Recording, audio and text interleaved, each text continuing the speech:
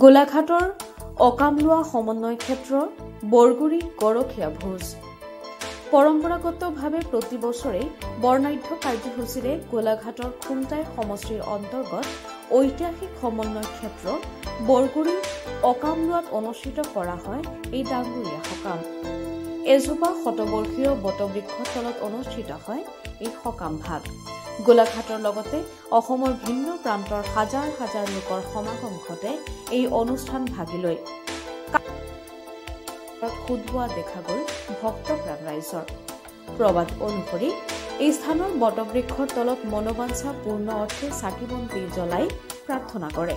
লগতে মনোবাঞ্ছা পূৰ্ণ হোৱাৰ বাবে এই সকাম ভাগিলৈ এযোৰা বা এটা আমৰলীয়া হাঁহৰ লগতে কোমৰা আগবঢ়ায়। আনুমানিক প্ৰায় 200 বছৰ গৰকা এই অকামলোৱা সমন্বয় ক্ষেত্ৰ বৰগুৰি তলতে কাতি মাহৰ কোনো এটা দেওবাৰত সেই স্থানৰ বটবৃক্ষৰ তলতে ডাঙৰীয়া ভোগ ভাগ অৰ্চন কৰি সেৱা আগবঢ়ায়।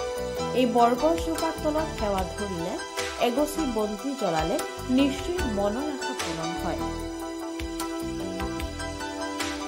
এই বিশ্বাসৰ বাবে অসমৰ ভিন্ন প্ৰান্তৰ পৰা অগণন লোকৰ সমাগম ঘটে। এই প্ৰবাদ লোকবিশ্বাস অতিকৈ পুৰণি। প্ৰবাদ অনুসৰি ঐতিহাসিক বৰগছজোপাৰ তলতেই গৰখীয়াসকলে সকাম ভাগি আয়োজন কৰিছিল।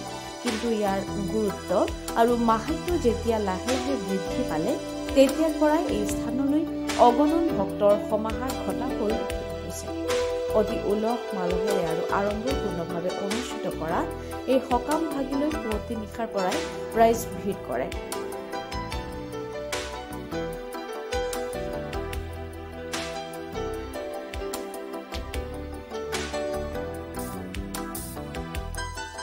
উল্লেখযোগ্য যে গোলাঘাটৰ বিভিন্ন প্ৰান্তৰ লগতে উত্তৰ পূৰ্বাঞ্চলৰ বিভিন্ন ঠাইৰ পৰা মনত এক আধ্যাত্মিক বিশ্বাস লৈ এই অকামলোৱা সমন্বয় ক্ষেত্ৰৰ বাকৰিত উপস্থিত হয় ভক্তসকল।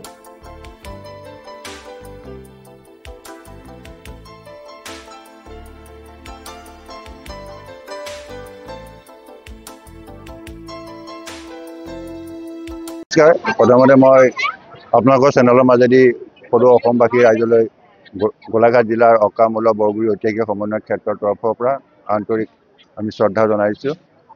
পৰম্পৰা অনুসৰি এই অকামলোৱা গাঁৱত প্ৰতি বছৰে কাতি মাহৰ আমি এটা দেওবাৰত এই ডাঙৰীয়া ভোগ ভাগ দিয়া হয়।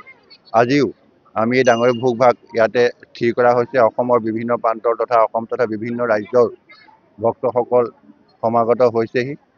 যোৱাকালি ৰাতি 12:10 পৰা ভক্তসকল লানি নিচিগা হ'ল। আমি পৰম্পৰা অনুসৰি প্ৰায় 200 বছৰ ওচৰা-ওচৰি এই বটবৃক্ষৰ তলতেই কণ কণ সৰু সৰু ল'ৰা ছোৱালীবিলাকে গৰু চৰাই, ৰাবাব টেঙা, পনিয়ল, লেটেকু ফল মূল খাই ইয়াতে গৰু চৰাইছিলে। গৰু চৰাই থাকোঁতে এদিন এজন গৰখীয়াক সপোন দেখুৱালে। সেই সপোন দেখুওৱাৰ ফলশ্ৰুতি মতে গাঁৱৰ জ্যেষ্ঠসকলক মাতি আনি ডাঙৰীয়া ভোগ হিচাপে আগবঢ়ালে। আৰু তেতিয়াই যি মনৰ কামনা তেখেতসকলে লৈ আগবঢ়াইছিলে মনৰ কামনা সিদ্ধি হ'ল। আৰু সেই প্ৰবাদতে আজিও অসমৰ তথা বিভিন্ন ৰাজ্যৰ ভক্তসকল ইয়াত সমাগত হয়হি আৰু তেখেতসকলে মনৰ কামনা সিদ্ধিভাৱে আমলীয়া হাঁহ আৰু কোমোৰা ডাঙৰীয়া শ্ৰীচৰণত আগবঢ়ায়। ইয়াত প্ৰায় 20,000 ওপৰ ভক্তসকল সমাগত হয় আৰু ইতিমধ্যে আমাৰ 60-70 জন দেউৰীয়ে ইতিমধ্যে ভোগ প্ৰস্তুত কৰি আছে। আৰু আমি ভক্তসকলৰ সুবিধাৰ্থে এইবাৰ আমি দোকান পোহাৰ ব্যৱস্থা ৰখা নাই। বিশেষতঃ আপোনালোকে সকলোৱে জ্ঞাত যে অসমৰ প্ৰধান সেনাপতিজন আমাৰ মাজৰ পৰা নাইকিয়া হৈ গ'ল। তেখেতক ৰাজহুৱাভাৱে আমি ইতিমধ্যে শ্ৰদ্ধাঞ্জলি জনাই আহিছোঁ। আজিও আমি অকামলোৱা বৰগুৰি ঐতিহাসিক সমন্বয় ক্ষেত্ৰৰ সমূহ কৰ্মকৰ্তাই তেখেতক শ্ৰদ্ধাঞ্জলি জনাইছোঁ। আৰু লগতে বিভিন্ন প্ৰান্তৰ পৰা ভক্তসকল আহি তেখেতক শ্ৰদ্ধাঞ্জলি জনাইছে। আৰু তেখেতৰ স্মৃতি জাউতিযুগীয়া কৰি ৰাখিবৰ বাবেই আজি আমি সমগ্ৰ অকামলোৱাবাসী ৰাইজে একত্ৰিত হৈ কোনো দোকান পোহাৰ ব্যৱস্থা আমি এই সমন্বয় ক্ষেত্ৰত ৰখা নাই। হয়, আজি নিশ্চিতভাৱে এই অকামলোৱা গাঁৱৰ যি সমন্বয় ক্ষেত্ৰ বৰগুৰি ই এক মহামিলনৰ তীৰ্থলৈ পৰ্যবেক্ষিত হৈছে। আচলতে অতীজৰ পূৰ্ব পৰম্পৰা অনুসৰি এজোপা বৰগছৰ তলত যি আধ্যাত্মিক পৰম্পৰাৰে চাকি বন্তি প্ৰজ্বলন কৰি কৃষিজীৱী জনসাধাৰণে ইয়াতে আচলতে ভোগ উৎসৰ্গা কৰে। এই ডাঙৰীয়া ভোগ বুলি কোৱা হয়।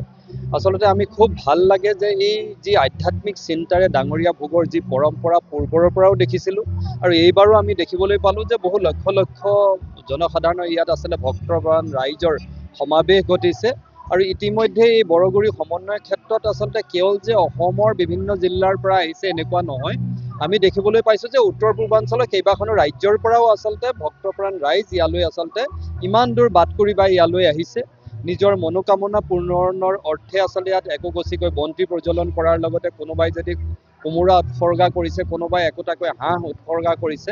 ই এক পুৰণি পৰম্পৰা, এই পৰম্পৰা ৰক্ষা কৰি এইসকল লোকে নিজৰ মনোকামনা পূৰণৰ বাবে ইয়ালৈ পৰম আগ্ৰহেৰে আহিছে আৰু আমিও আচলতে সামাজিক ব্যক্তিসকলে সকলোৱে এই অকামলুৱা ৰাইজৰ সৈতে একত্ৰিত হৈ ভক্তপ্ৰাণ বৈষ্ণৱসকলক আদৰিবৰ বাবে হাতে কামে লাগি আছোঁ।